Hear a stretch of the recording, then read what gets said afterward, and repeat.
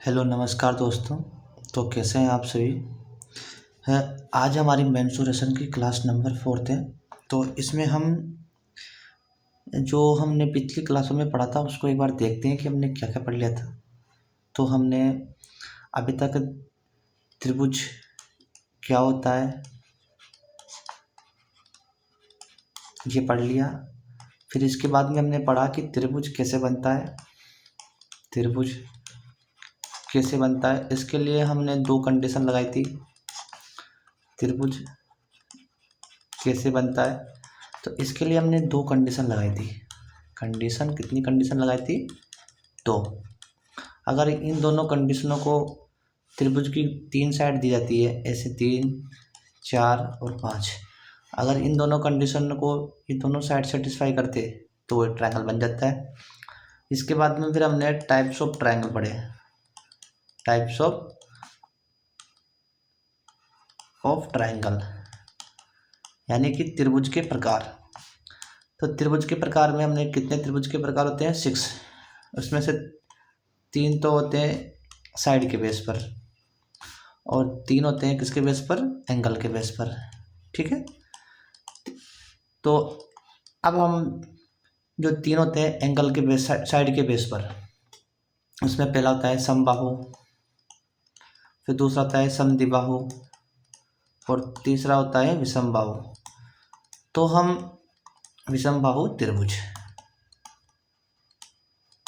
इतना हमने कवर कर लिया था कि त्रिभुज क्या होता है, त्रिभुज कैसे बनता है। इसमें दो कंडीशन लगानी थी और त्रिभुज के प्रकार 6 होते हैं, 3 भुजा के आधार पर और 3 एंगल के आधार पर। एंगल के आधार पर 3 कौन कौन से हैं? समकोण, न्यून कोण और अधिक कोण। ठीक, इतना हमने पिछली क्लास में देख लिया था और विषमबाहु त्रिभुज को पढ़ लिया था। लेकिन फिर आज हम बिल्कुल आसानी से पढ़ते हैं।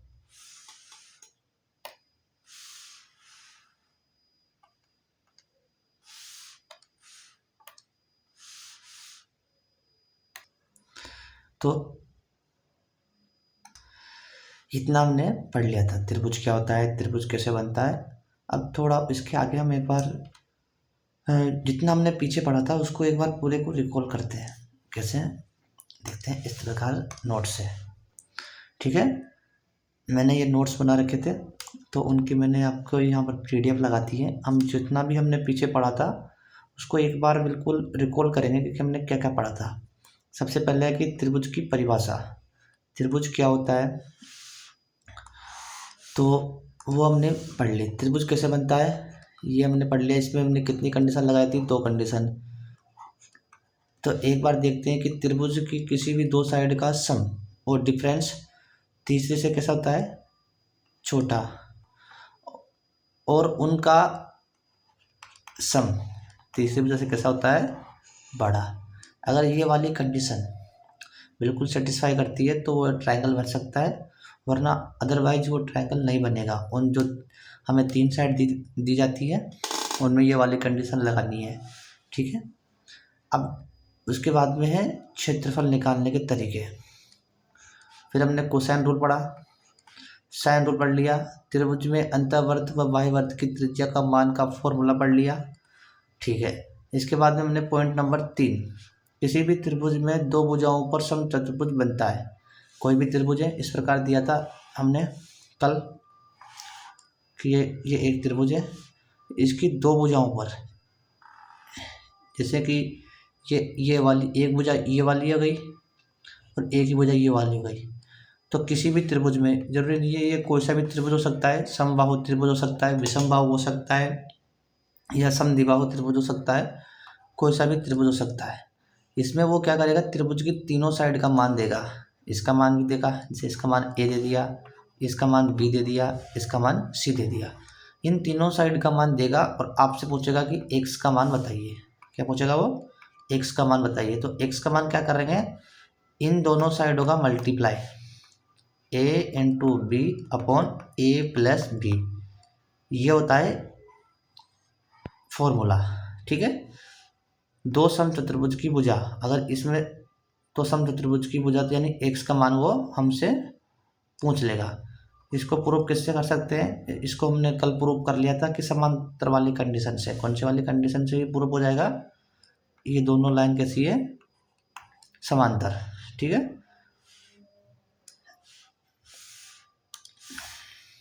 इसके बाद में ये वाला वही तरीका है कि कोई भी त्रिभुज है उसमें ये बीचों बीच में इस तरह से अगर सम चतुर्भुज बनाया गया है, क्या बनाया, सम चतुर्भुज, तो उसकी साइड का मान का फॉर्मूला क्या होता है, x बराबर a into H upon A plus H. अगर इसी तरह कोई भी त्रिभुज है, फिर से वही बात, कोई भी त्रिभुज उसमें एक चतुर्भुज बनाया और उसके ऊपर एक और बना दिया, कैसे, देखो इस तरह से, ये एक त्रिभुज है,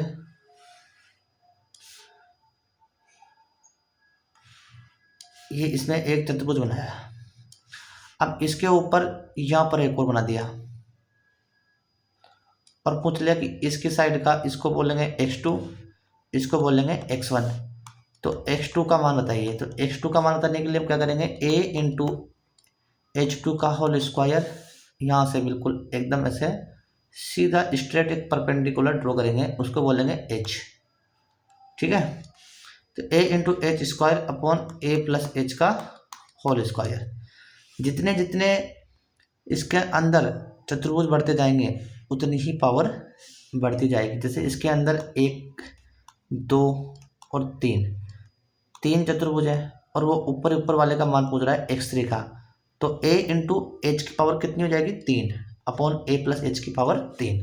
इसको मैं बड़ा करके लिखता हूँ, x3 पूछ रहा है, यानी ऊपर ऊपर वाली जो साइड है इसका मान पूछ रहा है, तो वही चलेगा a into H upon A plus H. ठीक है, इसकी पावर 3 करनी है और इसकी होल पावर 3 करनी है, बस। अगर वो 4 ऐसे बना दे, एक इसके ऊपर एक और बना दिया, इसके ऊपर एक और बना दिया, इसके ऊपर एक और बना दिया, इसको नाम दिया हमने x4। क्या नाम दिया इसको, x4। तो अगर वो x4 का मान पूछेगा तो क्या करना है, कुछ नहीं करना, सबसे पहले तो a into H upon A plus H, H की पावर 4 और इसकी पावर 4। ठीक है, ये इसकी साइड हो जाती है 1। आगे इतनी बात समझ में, ये क्या होगा इसकी साइड। ठीक है, अगला वाला, अब इसके बाद में हमने, एक मिनट, इसके बाद में हमने सबसे पहले पढ़ा था विषमबाहु त्रिभुज। विषम बाहु त्रिभुज, थोड़ा सा पिछले जो पढ़ा था उसको रिकॉल कर रहे हैं। इसमें हमने एरिया निकालने के लिए 3-4 फॉर्मूले बताए थे। तो पहला फॉर्मूला था S under root S minus A, S minus B, S minus C. ठीक है, ये याद होगा आपको, S minus A, S minus B, S minus C. ठीक है, यहाँ पर एस बराबर A plus B plus C by 2। उसके बाद में हमने दूसरा वाला फॉर्मूला पढ़ा था, एक बार एक ट्रायंगल बना लेते हैं। ये है विषमबाहु, ये है विषमबाहु त्रिभुज ए बी सी। तो अगर केवल 1/2 base, base into height, H A I height, पहला वाला ये फॉर्मूला हो गया, दूसरा वाला ये फॉर्मूला हो गया, तीसरा वाला फॉर्मूला देखते हैं अब। तीसरा वाला फॉर्मूला क्या था कि अगर त्रिभुज की 2 साइड का मान दिया जाए और उनके बीच का एंगल दिया जाए, जैसे ये है ए, ये है बी और ये है सी, तो अगर इन दोनों साइड का मान दिया है, इसका मान, इस वाले साइड का, इस वाले साइड का मान, इस वाले साइड का और इस वाले साइड का मान दिया है, जैसे कि, तो ए इंटू बी इंटू ये बीच वाला एंगल दिया है, तो इसको लिखेंगे हम साइन बी डिग्री। ठीक है, उसी प्रकार 1/2, अगर इन दोनों साइड का मान दिया है तो उनको लिखेंगे हम b इंटू सी इंटू साइन सी। ठीक है, अगर 1/2 इन दोनों साइड का मान दिया है a और c, तो a इंटू सी इंटू और उनके बीच का एंगल साइन a। तो ये हो गया तीसरा नंबर का फॉर्मूला। ठीक है, अब हम पढ़ेंगे चौथे नंबर का। चौथे नंबर का फॉर्मूला हमने क्या देखा था कि अगर एक ही साइड का मान दिया जाए जैसे कि b², तो फिर ये दोनों एंगल देगा वो साइन b इंटू साइन सी और डिवाइड में साइन a। तो तीनों अब देखो इस फॉर्मूले से हमें क्या देखने को मिल रहा है कि तीनों एंगल के मान हमें गिवन होने चाहिए। तीनों एंगल के मान गिवन और एक साइड का मान दिया हो तो हम उसका एरिया आराम से निकाल सकते हैं। अगर किसी भी त्रिभुज में तीनों एंगल दिए हो और एक साइड का मान दिया है, ध्यान से सुनो मेरी बात को, किसी भी त्रिभुज में अगर तीनों एंगल दिए हो और एक साइड का मान दिया है तो हम उसका एरिया निकाल सकते हैं। ठीक है, अगर इसमें ही हम आगे देखें तो 1/2 अगर सी वाली साइड दी तो सी² इंटू अब उससे लगे हुए दोनों angle sine a into sine,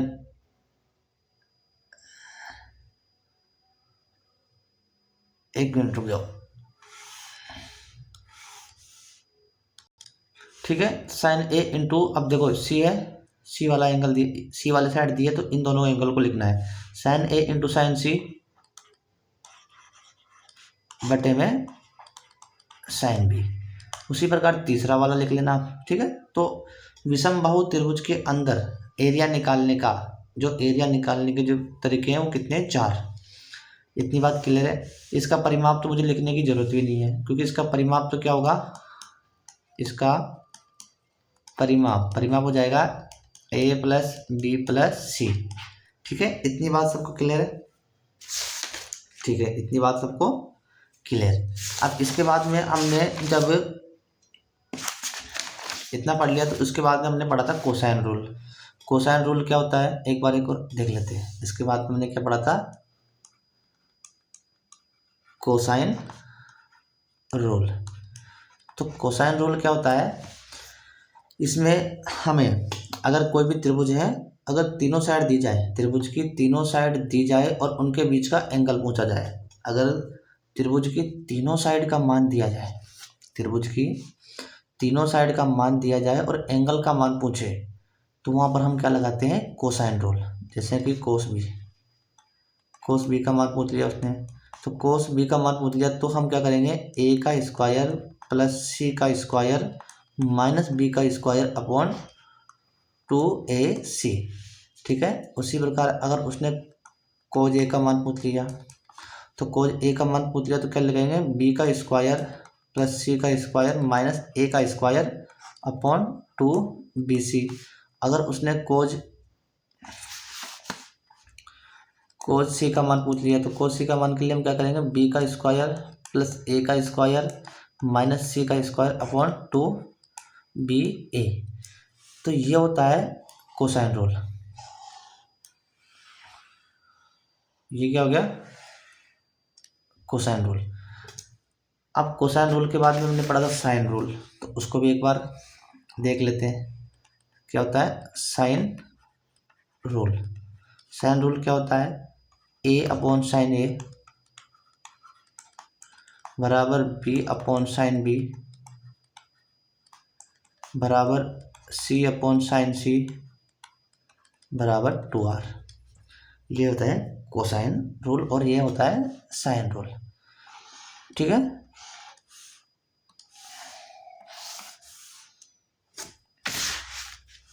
हाँ, इसके बाद में क्या था, कोसाइन रूल हो गया, साइन रूल हो गया। त्रिभुज में अंतःवर्त व बाह्यवर्त की त्रिज्या, तो त्रिभुज में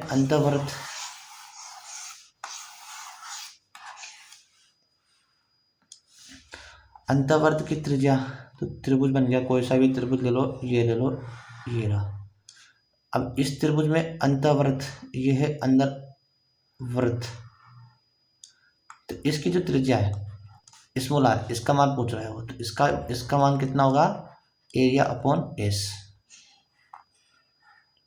ठीक है, इसका मान कितना हो जाएगा, एरिया अपॉन एस। और इसके बाद हमने एक और वर्त बना दिया। इसके बाद हमने क्या बना दिया, ये लो,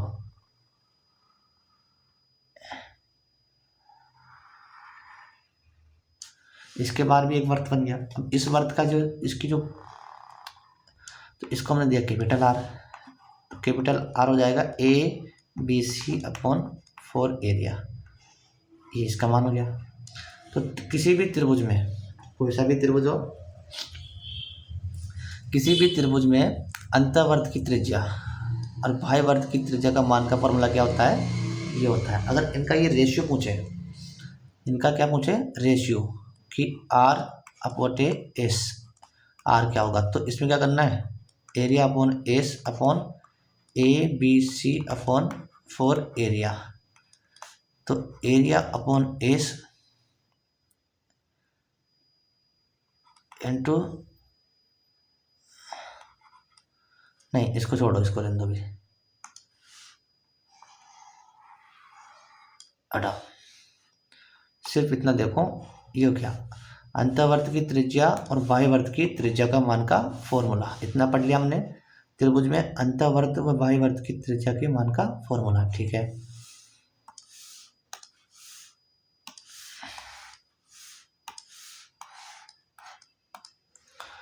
अब इसके बाद में हम पढ़ेंगे समबाहु त्रिभुज। कैसा त्रिभुज है, समबाहु त्रिभुज। हमने कल भी पढ़ लिया था इसके बारे में, लेकिन आज थोड़ा और इसको डिटेल में देखते हैं। समबाहु त्रिभुज क्या होता है, समबाहु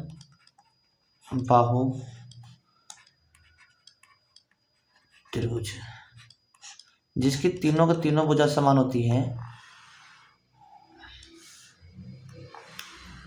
ये बन गया। इसका नाम दिया ए, इसको नाम दिया बी, इसको नाम दिया सी।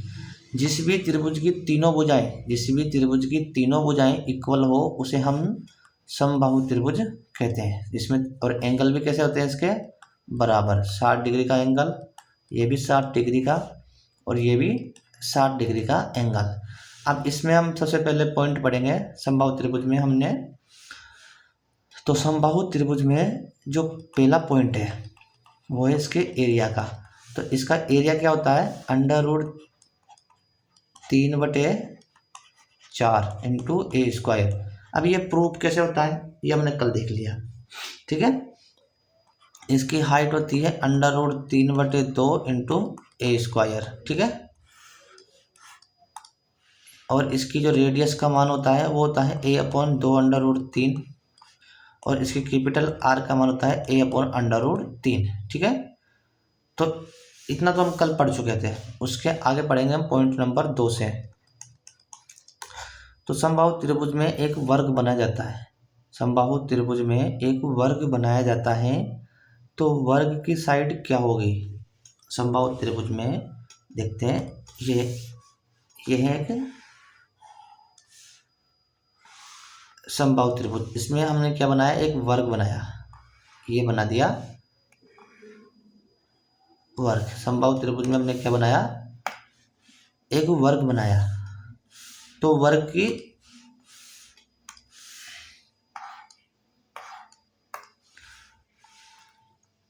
ये ए, ये बी और ये सी, समबाहु त्रिभुज में हमने वर्ग बनाया। तो ये इसका मान भी ए होगा, चारों तरफ से ए, इसका मान दिया एक्स।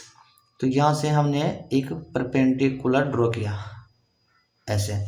तो इसमें जो वर्ग की साइड का मान होगा a बराबर a इंटू एच, इसको नाम दिया h upon a plus H, ये इसका फॉर्मूला हो जाएगा। इसका क्या हो जाएगा, formula a into H upon a plus H, ठीक है।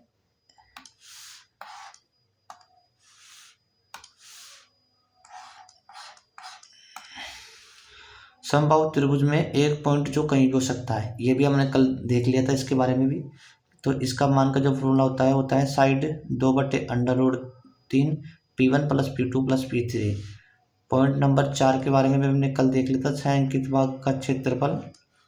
तो इसमें 3 प्रकार के सवाल बनते हैं, ठीक है। कौन कौन से सवाल बनते हैं देखते हैं। तो छायांकित भाग वाले जैसे समबाहु त्रिभुज है, समबाहु त्रिभुज में 6 अंकित भाग वाले, तो 6 अंकित भाग वाले हमने कल पढ़ लिए थे, ये भी कल पढ़ लिए थे हमने कि ये इस तरह से, तो इस वाले पार्ट का और इस वाले पार्ट का एरिया बताओ। ठीक है, ये इसके बाद में दूसरे प्रकार का बनता है कि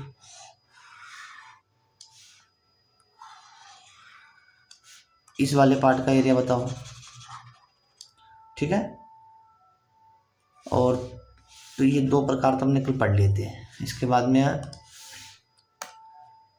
एक पूछता है इसके अंदर वाला, इसका एरिया बताओ। तो इसके लिए क्या करना है, इस वाले एरिया को, इसके लिए हमें क्या करना है, ऐसे जैसे कि ये है त्रिभुज है ए, ठीक है, ये बी और ये सी, ये इस प्रकार से एक सर्कल है। इस वाले पार्ट का एरिया बताना है, इस वाले पार्ट का एरिया। तो यहाँ सेंटर से इसको मिलाएंगे, सेंटर से इसको मिलाएंगे, एक ट्रायंगल ये बन गया, एक ट्रायंगल ये बन गया, और ये बन गया सर्कल का एक हिस्सा, जिसको हम बोलते हैं क्वाड्रिलेटरल। ठीक है,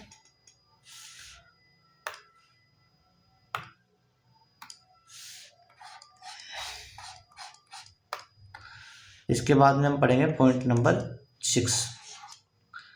समबाहु त्रिभुज में, समबाहु त्रिभुज में जैसे कि ये एक त्रिभुज है, समबाहु त्रिभुज।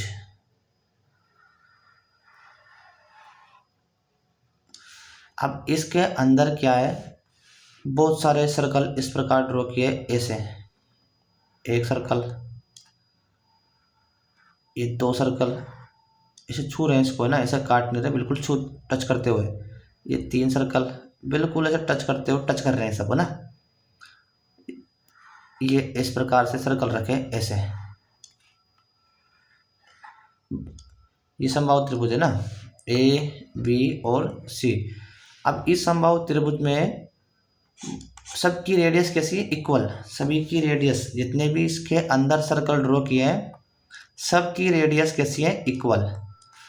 तो बताओ समबाहु त्रिभुज में, उसमें साइड का मान तो वो क्वेश्चन के अंदर देगा, हमसे पूछेगा रेडियस क्या होगी। क्या पूछेगा, रेडियस क्या है, हमसे पूछा क्या उसने, रेडियस। तो इसको हम बोलेंगे आर, ये हो जाएगी 2r, और ये भी हो जाएगी r। ठीक है, अब यहाँ से ये भी हो जाएगी r और ये भी हो जाएगी r। तो यहाँ से लेकर इतना पार्ट 2 3 4r। ठीक है, अगर इनका मान भी हमें पता चल जाता है और इसका पार्ट का भी, तो वो पूरा किसके इक्वल हो जाएगा, साइड के इक्वल। तो इसको कैसे करेंगे, देखो ये है एक वर्थ, ये क्या है, एक वर्थ। इसको 2 लाइन से बिल्कुल छूती हुई जाती है, इसको बोलते हैं टेंजेंट। एक लाइन इधर से बिल्कुल सर्कल को स्पर्श करते हुए निकल गई। ठीक है, तो ये वाली साइड और ये वाली लाइन, ये वाली लाइन और ये वाली लाइन दोनों कैसे हो जाएगी, इक्वल। और इनके बीच में जो एंगल बनेगा थीटा, ये होगा एंगल बाई सेक्टर। और यहाँ से जो लाइन हम सर्कल के सेंटर को मिलाते हैं, तो ये वाली लाइन बन जाएगी एंगल बाई सेक्टर। तो ये एंगल बाई सेक्टर कैसे बनती है, इसको हम जब आगे सर्कल पढ़ेंगे तो उसमें बिल्कुल पूरा समझाएंगे कि ये कैसे बनता है। ठीक है, तो अभी समझ लेते हैं पहले फिलहाल यहाँ पर कि ये वाली साइड और ये वाली साइड कैसी होती है, बराबर। और यहाँ से हमने क्या ड्रॉ किया, एक लाइन सेंटर को जो मिला रही है। तो ये वाला एंगल कितना डिग्री का, 30 डिग्री का, और ये वाला एंगल भी कितने का, 30 डिग्री का, क्योंकि ये पूरा एंगल कैसा है, 60 डिग्री का। ठीक है, यहाँ पर बनेगा 90 डिग्री। अब ये 60 का, ये 30 का, ये 90 का, तो ये कितने का हो जाएगा, 60 डिग्री का। ठीक है, इतनी बात क्लियर। अब 30 डिग्री, 60 डिग्री और 90 डिग्री, 30 डिग्री, 60 डिग्री और 90 डिग्री, तो इनमें क्या है, एक रिलेशन है। 1 अंडर रूट 3 और 2। ये हम जब ट्रिग्नोमेट्री पढ़ेंगे तो उसमें समझेंगे। फिलहाल अभी याद रख लो इतना कि 30, 60 और 90 इनमें एक रिलेशन होता है 1 अंडर रूट 3 और 2। तो 30 90 डिग्री के सामने जाएगी 2, 60 डिग्री के सामने जाएगी अंडर रूट 3, 60 डिग्री के सामने कितने जाएगी अंडर रूट 3, और 30 डिग्री के सामने कितने जाएगी 1। तो यहाँ 1 का मान कितना दे रखा है r, 1 का मान कितना है r, 1 बराबर r, तो ये जाएगी 3r। उसी प्रकार इधर भी ये 3r। आगे बात समझ में। तो मैं इसको मिटा देता हूँ।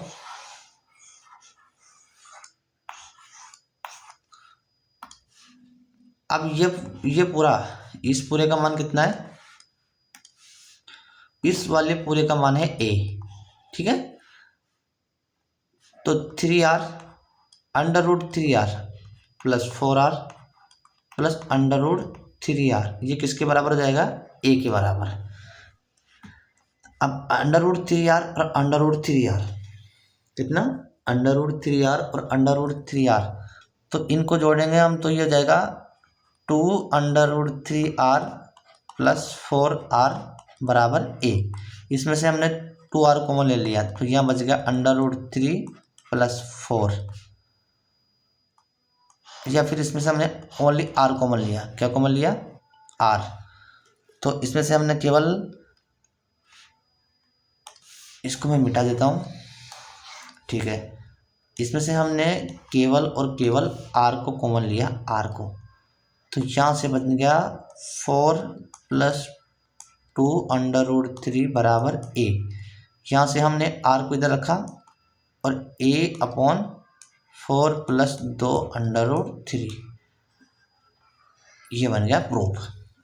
तो यार रेडियस का मान कितना जाएगा, कि जैसे भी समबाहु त्रिभुज की साइड का मान देगा वो 1, तो उसमें तो r बराबर a upon 4 plus 2 under root 3। इतनी बात समझ में आ गई कैसे हुआ। कोई भी समबाहु त्रिभुज है इस प्रकार, उसमें इसे सर्कल ड्रॉ किया है इस प्रकार, सभी की रेडियस कैसी है, इक्वल। लिख लो इस बात को कि सभी की त्रिज्या समान होती है, ठीक है। एक रेडियस और इसमें साइड का मान देगा, जैसे 3 दे दिया, 4 दे दिया, इसमें पुट करेंगे और आंसर निकाल देंगे, ठीक है। जब दो त्रिभुज, इतनी बात क्लियर, ठीक है। अगला सवाल देखते हैं कि अगला क्वेश्चन कि इम्पोर्टेंट पॉइंट जहाँ पर भी, इस बात को छोड़ो भी,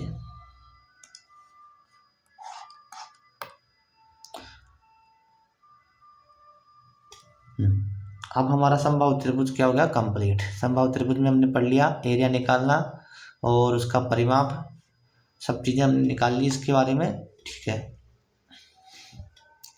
समबाहु त्रिभुज में हमने वो छायांकित भाग वाले, सर्कल वाले सब क्वेश्चन कर लिए। अब इसके बाद में पढ़ेंगे हम समद्विबाहु त्रिभुज। कौन सा त्रिभुज है, समद्विबाहु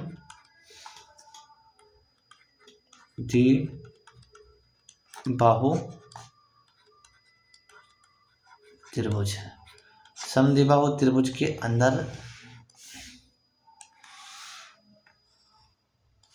ये है A, ये है B और ये है C, ठीक है। इतनी बात सबको क्लियर है। तो समबाहु त्रिभुज में, समबाहु को क्या नाम है, सॉरी, समद्विबाहु त्रिभुज। समद्विबाहु त्रिभुज क्या होता है, जिसकी दो साइड इक्वल, ये भी A और ये भी A, और तीसरी भुजा का मान कैसा हो, डिफरेंट, उसको हम क्या कहते हैं, समद्विबाहु त्रिभुज। इसमें आमने सामने के एंगल कैसे होते हैं, इक्वल। ये वाला एंगल x है तो ये वाला एंगल भी कैसा होगा, x। इस वाले के सामने वाला एंगल इस वाले के सामने वाला एंगल कैसा होता है, बराबर। ये एंगल हो जाएगा डिफरेंट, ठीक है। अब इसके अंदर हम सबसे पहले देखेंगे परिमाप। तो परिमाप क्या होता है इसका, 2a प्लस b। इसका परिमाप क्या होता है, इसका परिमाप क्या होता है, 2a प्लस b, ठीक है। अब परिमाप के बाद में हम देखेंगे इसका क्षेत्रफल। तो इसके क्षेत्रफल का फॉर्मूला क्या होता है, b/4 under root 4a² minus b², 4a² minus, तो क्षेत्रफल का जो फॉर्मूला होता है b/4 under root 4a² minus b²। ठीक है, इसके बाद में हाइट, इसकी जो हाइट होती है, चलो हाइट को चलो लिख देते हैं।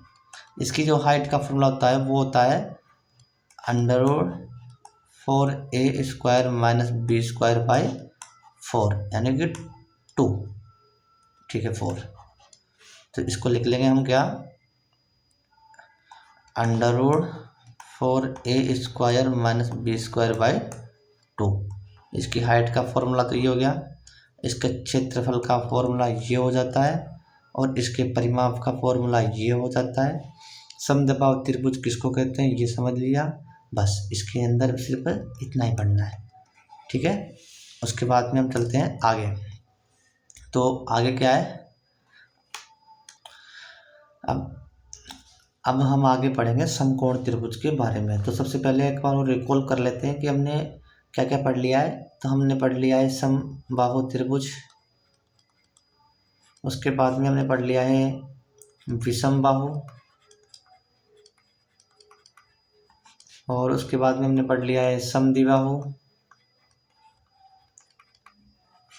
अब हमारी बारी है समकोण त्रिभुज पर। किसके ऊपर, समकोण त्रिभुज के ऊपर, क्योंकि समकोण त्रिभुज से बहुत ज़्यादा क्वेश्चन पूछे जाते हैं। यह एक ऐसा टॉपिक है जिससे बहुत ज़्यादा क्वेश्चन एग्जामों के अंदर देखने को मिलते हैं। समकोण त्रिभुज,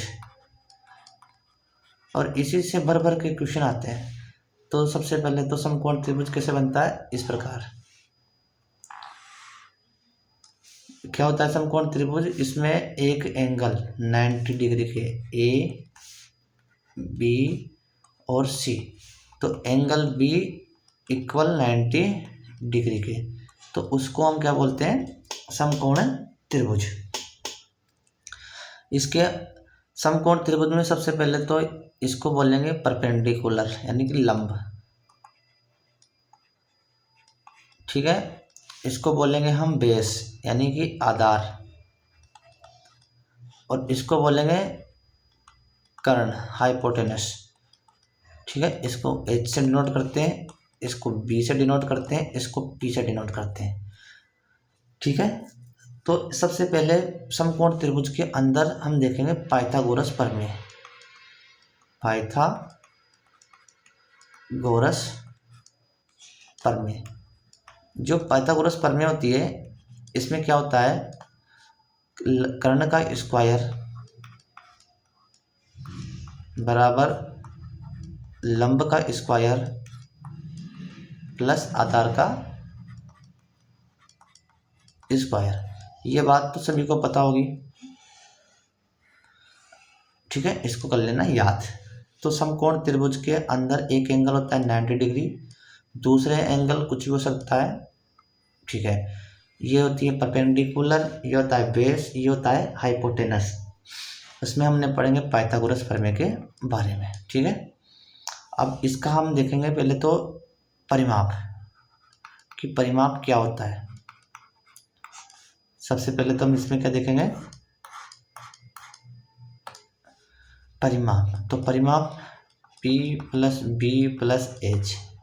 ठीक है, तीनों साइडों को जोड़ देंगे, वो हो जाएगा इसका परिमाप। ठीक है, उसके बाद में हम देखेंगे इसमें क्षेत्रफल के बारे में, कि इसका क्षेत्रफल क्या होता है। तो इसका क्षेत्रफल हो जाएगा 1/2 बेस क्या है, ये वाला B इंटू हाइट क्या है P, ये लो 1/2 बेस इंटू हाइट, ये इसका एरिया का फॉर्मूला हो गया, 1/2 बेस इंटू हाइट। इसमें हम एक फॉर्मूला और लगा सकते हैं, कौन सा वाला, ये वाला। अगर दो साइड दी जाए और उनके बीच का एंगल, दो साइडें और उनके बीच का एंगल दिया जाए, तो उससे भी ये हो जाएगा। ये दोनों साइड ले लेते हैं, इनके बीच का एंगल ये ले लेंगे, ये दोनों साइड इनके बीच का एंगल ये ले लेंगे, तो इससे भी ये सवाल इससे मतलब इसका एरिया निकल जाएगा। अब एरिया हो गया, परिमाप हो गया, पाइथागोरस प्रमेय होगी, ठीक है। अब इसके बाद में हम इसमें पढ़ेंगे पॉइंटों में, समकोण त्रिभुज में हम क्या पढ़ेंगे, पॉइंट। तो पहले तो हेडिंग डालते हैं भाई, समकोण त्रिभुज। तो समकोण त्रिभुज में पहले सबसे पहले हम पढ़ेंगे पॉइंट नंबर 1। पूरी की पूरी मैथ को हम बिल्कुल पॉइंटों में से पढ़ेंगे कि आसानी से स्टेप बाय स्टेप समझ में सबको आ जाए। अब तो इसमें ये बन गया एक समकोण त्रिभुज। समकोण त्रिभुज को राइट एंगल बोलते हैं, राइट एंगल ट्रायंगल।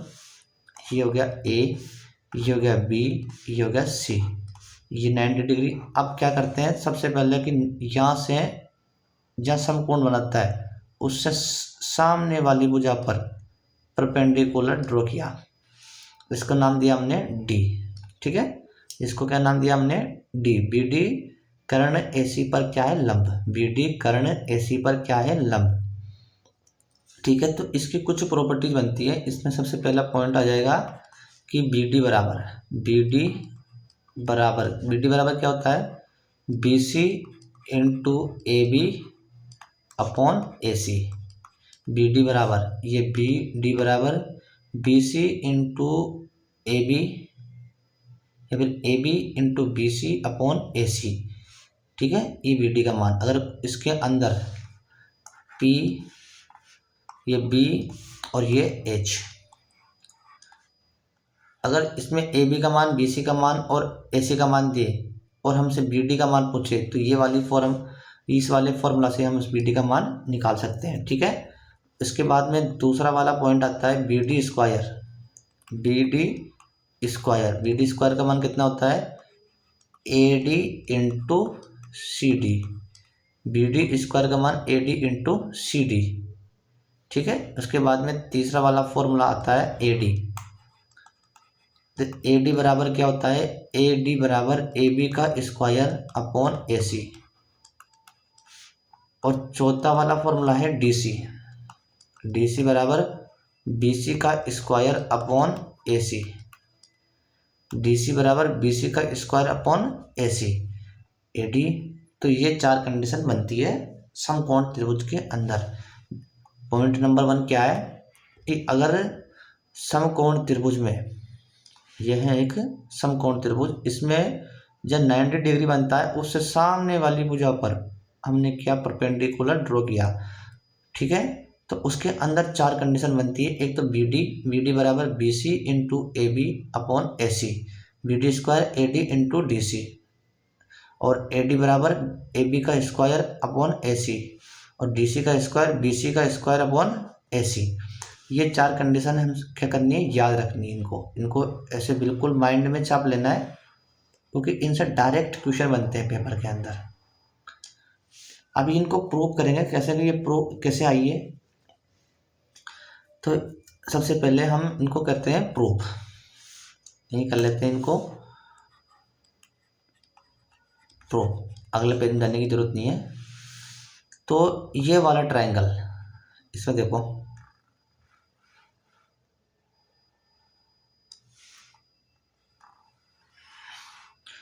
जो दोनों छोटे ट्रायंगल दिख रहे हैं, दोनों छोटे, ये 90 डिग्री है, तो इसमें भी ये 90 डिग्री है, ठीक है। और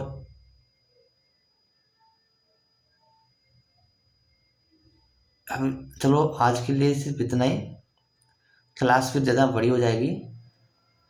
तो अब इसको प्रूव करेंगे हम अगली क्लास में, क्योंकि क्लास फिर क्या है ज़्यादा लंबी हो जाती है। तो हमारा टारगेट सिर्फ इतना ही, 40 मिनट का 35 मिनट का पढ़ाने का। तो अब इसको हम प्रूव करेंगे कल।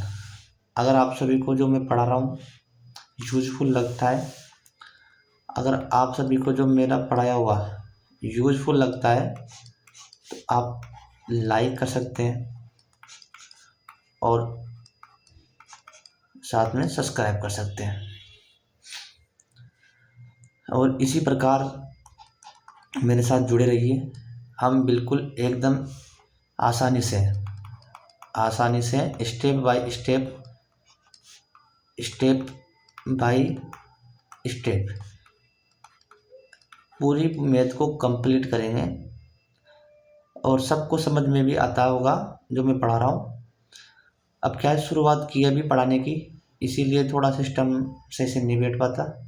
बाकी आप जुड़े रहिए, सब एकदम बिल्कुल स्टेप बाय स्टेप डेली की डेली नया नया कंटेंट लाया जाएगा और आपको समझाया जाएगा। धन्यवाद। ठीक है।